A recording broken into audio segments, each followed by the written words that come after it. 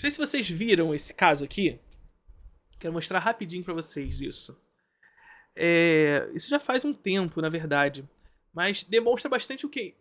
Algumas coisas com relação ao cinema que a gente conversou agora há pouco no vídeo do Thiago. Se a gente for pensar o espectador clássico do cinema, então a gente vai lá no cinema clássico e pensar o espectador clássico, nós temos um filme, um cinema, que é produzido para estimular um espectador que é condicionado a uma condição voyeur. Uma condição voyeur. Ou seja, um espectador que olha para o filme para não ser visto. Olha isso. O espectador do cinema clássico, ele vai para a sala do cinema, ele senta na sala do cinema. Lembrando que esse espectador clássico, ele está condicionado sobretudo à sala do cinema, porque não existe isso na casa dele, né? Nem surgiu a televisão ainda nesse primeiro momento. Então ele senta lá na sala do cinema e ele olha pro filme sem ser visto. Toda a condição dos dispositivos cinematográficos cria esse sujeito que quer ver sem ser visto. Sala escura, projetor oculto, que emana na tela uma luz que irá surgir para ele assistir. Então ele vê um mundo como se ele olhasse por uma janela. Como se eu fosse ali na minha janela e começasse a vigiar os meus vizinhos. Saca? É o espectador fofoqueiro. É o espectador clássico. É o espectador fofoqueiro. Que ele olha pra janela e ele fica vendo tudo. Ele sabe tudo o que tá acontecendo naquele mundo. Mas ele não é visto. Então ele sabe tudo, mas ninguém sabe o que ele sabe. Entretanto, o filme que está passando para ele, e aqui tá a grande contradição desse cinema clássico, o filme que tá passando para esse espectador é um filme sonso. Então, se nós temos um espectador fofoqueiro, nós temos um filme sonso. Por quê? Porque o filme é feito para estimular essa condição voyeur do espectador, que quer ver sem ser visto. Mas ele é feito para ser visto. Ou seja, o filme sabe que está sendo visto, mas ele finge que não sabe. Para que esse espectador continue sendo estimulado a essa condição. Saca? Qual é a questão aqui? O Hitchcock brinca muito com isso em Vértigo, tá, gente? A gente pensar que a primeira parte de Vértigo, o momento em que Judy Barton ainda é Madeleine, é esse espectador clássico. Ela tá ali fingindo que não tá sendo vista. É esse filme, a Madeleine é esse filme sonso, que finge que não tá sendo visto. Enquanto o James Stewart, por outro lado, é esse espectador fofoqueiro, que tá ali sempre atrás dela, vendo sem ser visto. Ou achando que tá vendo sem ser visto. Essa é a brincadeira do Hitchcock ali em Vértigo, né? Entretanto, o espectador moderno é condicionado a uma outra condição. Né? Os filmes passam a ser feitos sob uma condição em que o filme passa a ser exibicionista. Ou seja, os aparatos racionais do filme, técnicos, passam a ser aparentes. E o espectador, portanto, ele é retirado da sua condição de passividade para assistir ao filme de maneira passiva, mas consciente da sua passividade. Alguns autores vão chamar de maneira ativa. Eu não concordo muito com isso. Eu acho que a condição ativa do espectador ela tá muito mais no videogame do que no cinema. Ou no TikTok. Que é uma condição ativa. Que é esse negócio de duetar que o Thiago tá falando aqui. Veja, portanto, então, que esse espectador moderno, ele é condicionado a essa perspectiva onde ele vê e a partir de agora ele sabe que alguém sabe que ele está vendo. Porque o filme ele se exibe. Ele sabe que tem alguém vendo ele. E ele se exibe como? Com uma montagem abrupta, com angulações estranhas, com uma narrativa completamente distinta do que o cinema clássico apresentava. Então ele tá ali pra ser visto. Que é o que Hitchcock faz na segunda parte de Vértigo. Né? Judy Barton se apresenta, se exibe. E demonstra pra gente que, na verdade, ao final do filme a gente descobre que, na verdade, Judy Barton sempre foi uma figura exibicionista. Ela só fingia que não estava sendo vista antes e depois ela se apresenta como uma figura exibicionista. Saca?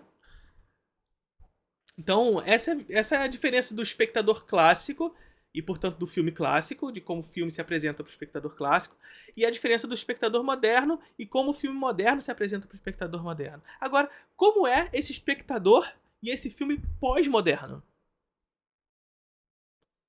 E aí a estética TikTok, a estética MTV respondem muito a essa questão. É esse espectador que é colocado sob uma condição quase que ativa, de fato. Um espectador que é hiperestimulado de tal forma que ele precisa estar ativo ali. Senão ele vai para um outro lugar que vai botar ele como ativo. Porque se o filme não estimular ele a ser um agente completamente ativo, ele vai pegar outro lugar que o coloque como um agente ativo. O celular. E aí o TikTok ele demonstra muito esse espectador pós-moderno na medida em que, mais uma vez, como o Thiago estava demonstrando aqui pra gente, é esse espectador que assiste a um vídeo, a um filme, a um vídeo, né? E ele pode duetar esse vídeo. E esse vídeo que ele duetou pode ser duetado. E esse outro vídeo que foi duetado pode ser duetado mais uma vez. E aí fica esse jogo de hiperestímulos em uma única tela. De Ouroboros no olhar que ele tá falando aqui. Que é mais ou menos esse olhar cíclico, que eu vejo, sou visto por outras pessoas. E aí a condição da contemporaneidade, ela nos implica isso porque cada um de nós tem em mãos a possibilidade de fazer isso hoje. Diferente de lá em 1999, quando o Daniel Myrick e o Eduardo Sanches vão fazer, por exemplo, A Bruxa de Blair, que vão demonstrar naquelas condições do cinema digital um filme como A Bruxa de Blair. Saca? Que demonstram muito as condições do digital naquele momento histórico. Mas aí, se a gente for pra hoje, aquelas condições já não são mais as de hoje. Saca? Porque hoje cada um de nós tem em mãos uma câmera. Cada um de nós tem em mãos uma câmera. Que nos permite, ao acontecimento de qualquer coisa, levantar a câmera e filmar. Levantar a câmera e filmar. Então o tempo inteiro nós estamos ameaçados de exposição. De sermos a figura exibicionista. Ou de sermos aqueles que exibirá outros. Porque a contemporaneidade nos entrega olhares. A câmera é o olho, é o nosso olho. Só que a diferença é que o nosso olho ele pode ser transmitido para milhares de outras pessoas. Nosso olhar pode ser transmitido para milhares de outras pessoas. Antes, alguns tinham consigo esse poder. Porque a técnica ela não chegava a todos. Hoje, muitos têm esse poder em mãos. É claro que ainda uns mais do que outros, né? Porque, enfim, a sua permanência, a sua relevância online demanda o quanto o seu vídeo vai chegar aos outros também. E essa relevância está condicionada às suas condições materiais, de certa forma. Então, alguns olhares chegam mais do que outros olhares, mas ainda assim todos nós temos olhares. Que está vinculado a essa ideia onde cada um de nós tem um olhar consigo nas nossas mãos, né? E como nós vivemos numa sociedade constantemente vigiada por causa disso. E não é vigiada por conta do Estado que vigia, etc. Nada disso. Não tô entrando nesse mérito, não. Mas uma sociedade vigiada porque qualquer coisa que acontece na rua tem sempre a potencialidade de alguém levantar o celular e filmar. E a gente chegou numa condição tão elevada dessa perspectiva que a gente consegue realizar filmagens muito curiosas com relação a isso, né? Esse caso aqui é muito interessante porque ele acontece na China, e a China ela é bastante monitorada com câmeras espalhadas pelas cidades e tudo mais, né? E aí um carro Tesla ele fica desgovernado em determinado momento. Ele fica desgovernado, porque vocês sabem, o carro Tesla é aquele carro que ele dirige sozinho, não precisa de alguém estar dirigindo e tudo mais, né? E o carro fica desgovernado. Mas olha só o que acontece. Essa condição onde nós somos expostos à descorporificação da câmera, ou seja, câmera espalhada por tudo que é canto, que condiciona esse tipo de de potencialidade, onde eu posso estar sendo exibido o tempo inteiro, olha o que acontece. E Felipe, de novo. Circuito de câmeras de Guangdong, na China, mostrando um Vou tirar o som, tá, gente?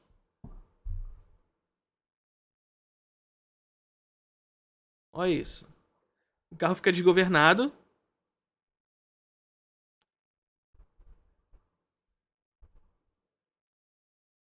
Olha isso, gente.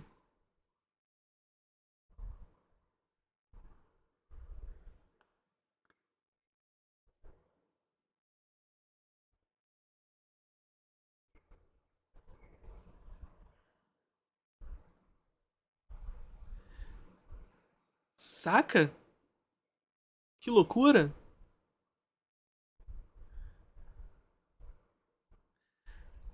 Saca que loucura? É isso, parece montagem. A condição da nossa sociedade, no desenvolvimento tecnológico, onde existe a possibilidade de espalhar câmeras para tudo que é canto, possibilita que a gente realize um filme da realidade material que a gente tá inserido, saca? Aquele carro ficou desgovernado e várias câmeras pegando vários takes desse carro. E montou uma cena de ação. É uma cena de John Wick. Uma cena de ação ali, da parada. Saca? O novo filme do Tony Scott que falaram aqui, né? Saca? Que loucura. E aí você não fala, mas é porque é a China. A China é monitorada, então assim, é por causa disso. Vamos lá, vamos num outro caso.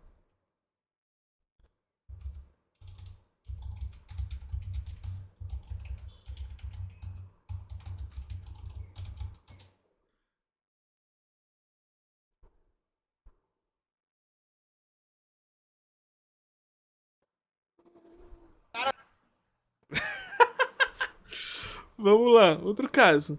Vocês conhecem esse outro caso aqui, né?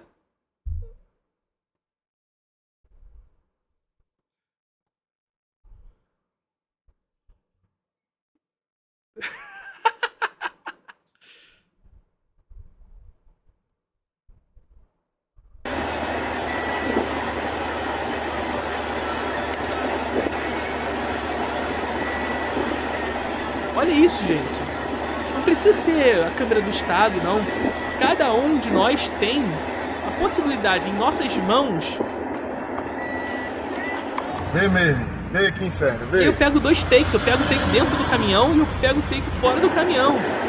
E eu consigo mostrar. Fazer uma montagem de dentro e fora.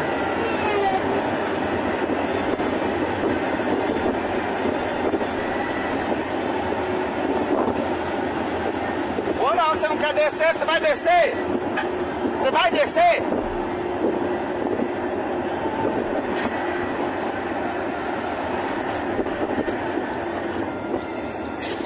Vou parar ali pra você descer! Loucura, né? Como esse mundo rodeado por telas, ele condiciona esse tipo de relação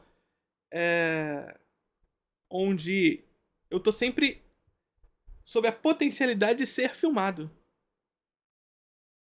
Né? A potencialidade de alguém levantar o celular e filmar. E aí eu posso, sob o mesmo evento, fazer uma montagem daquilo. O cara fora do caminhão, o cara dentro.